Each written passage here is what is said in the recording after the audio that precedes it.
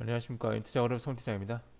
미국 증시가 저점을 또 살짝 깨고 전날의 하락을 이제 다시 되돌리는, 전날의 상승을 되돌리는 흐름 보였습니다. 굉장히 오늘 뉴스가 많은데요. 몇 가지만 좀 살펴보고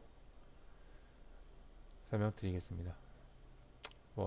여러 가지 유명한 금융 전문가들의 부정적 언사가 나왔는데, 영국은 정책을 계속 유지하겠다고 이제 얘기를 했죠. 그래서 채권 금리가 좀 많이 치솟았는데, 블라드 이런 총재는 외국 중앙은행이 때문에 놀라지 않는다라고 발언했어요. 미국의 고용 지표는 굉장히 좋습니다.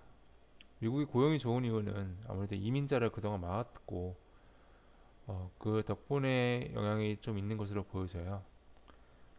주간 신규 실업 청구 건수가 올해 4월 이후 최저치를 기록하면서 계속 금리 인상을 할 수밖에 없는 상황을 야기시키고 있죠. 독일 9월 물가가 나왔는데 10% 폭등 나왔습니다. 71년 만에 최고 나왔고요. 스태그플레이션입니다. 미국 모기지 대출 금리도 6.7%로 상승했습니다. 역시 2007년 이후 최고입니다. 대단하죠. 2007년, 08년 직전 상황이죠. 2분기 GDP가 0.6% 하락하면서 두 분기 연속 마이너스 성장을 기록하면서 경제 침체이고요. 애플이 이제 투자 의견에서 매수에서 중립으로 하향당하면서 4% 이상 하락하면서 나스닥도 2.8% 하락했습니다. 방금 전에 나온 마이크론 실적은 매출이 감소한 지표로 나왔고요. 그래서 생산 캐파를 줄이겠다라고 이제 발표를 했습니다. 원유도 영향을 받고 중국도 대응을 하고 있고 러시아도 오늘 주민투표 지역 30일 합병 선언식을 하면서 위협을 계속하고 있죠. 그래서 이제 러시아 농불도 증집이 되면서 전시 동원령으로 이제 소매 가격이 오를 것이다라는 분석도 나오고 있고요. 소프트뱅크는 직원 30%를 해고한다고 하네요. 북한은 또다시 미사일을 쐈고 한국은 세계 국제지수 관찰 대상국 등재하면서 나름 괜찮은 그나마 보일 수 있는 호재 소식이 나왔습니다. 아무튼 이러한 상황으로 미국 증시 전반적으로 빠졌고 유럽 증시도 하락을 기록했습니다. 전 섹터가 하락하고 특히 보이는 게 애플 4% 이상 하락, 테슬라 6% 이상 하락, 메타 3% 이런 하락들 눈에 보이네요. 에너지 섹터는 그나마 조금 버티는 모습 보여줬고요. 심리지수 극단적 공포 지수 유지하고 있고요. 채권금리는 횡보를 기록하고 있습니다. 달러지수가 그나마 조금 내려가고 있어요. 114점대를 이제 기록하다가 111대로 내려왔고요. 소매 가격은 여전히 900대 유지하고 있는 상황이고 원유는 80대 이상을 기록하고 있습니다. 그만큼 이제 좋은 소식보다는 악재가 쏟아졌다는 것을 확인할 수 있고요. 호재 소식이 잘 안 보이는데 그나마 보이는 것은 달러 지수가 고점을 찍고 하락한다는 점이고 여러 가지 안 좋은 지표, 차트, 그래프 등 많이 보이고 있고 특히 이제 미국의 모기지 금리는 07년 수준까지 올라가면서 금융위기 촉발 직전까지 나오기 시작했다는 거 알 수 있을 텐데 자, 이 차트는 이제 금융투자협회에서 제공하는 미수금 대비 반대 매매 비중입니다. 이제 08년 금융위기 수준으로 올라갔어요.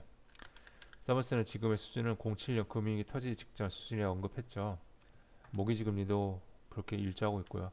한국은 금융위기를 선반영 중인데 데이터에 의하면 그저께 개인들 순매도가 6,800억으로 나타났습니다.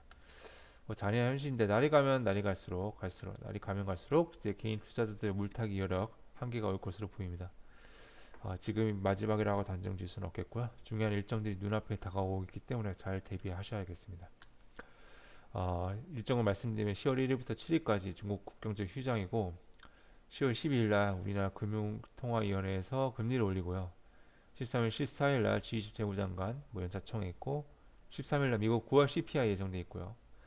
14일 날 영란은행 영국 장기채 일시 매일 만료일이고 10월 16일 중국 20개 전인대에서 시진핑 선언임이 발표되고 27일 날 22 기준금리 결정, 30일 날 영국이 일시적 양적 긴축을 연기 만료할 것이다 라고 이제 예정돼 있고 11월 2일 날 미국 11월 FOMC 우리 이 시간으로 11월 3일 새벽 3시죠.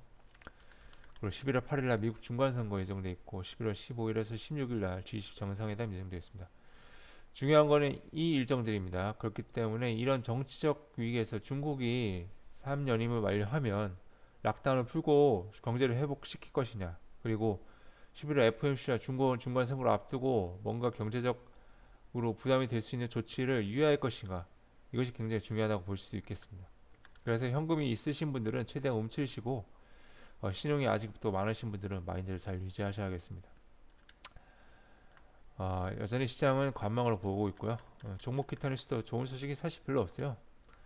금리 인상, 한제 금리 아니 정기세 인상 오늘 발표할 것이라 예상하고 있고요. 고부장 매물 쏟아지고 저축은행에서는 주담대를 중단하고 한샘은 반배속 사업을 매각 추진하고 있고 포스코는 연 정상화 가능성이 늦춰지고 있고요. 하나는 뭐 한국항공우주 이제 인수 가능성 없다.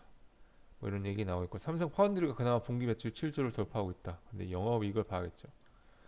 뭐 이런 것들. 그렇기 때문에 전반적으로 국가, 기업, 가계 이런 경제의 3주체 모두 긴축, 현금 확보, 생존 이 세 가지 단어로 요약할 수 있겠습니다. 여러분도 어떤 선택을 할 것인지 잘 선택을 하셔야겠고요. 여러 가지 일정이 있습니다. 잘 살펴보시고요. 다음 주 뭐 일정 뭐 특별한 건 없고 중국 국경적 휴장이 10월 7일까지 예정돼 있다는 것 확인하시면 되겠고 중국 홍콩 증시 다음 주 화요일도 휴장입니다. 우리나라는 다음 주 3일 개천절 휴장입니다.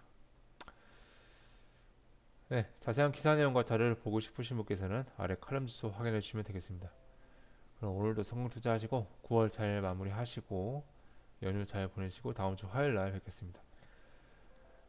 감사합니다.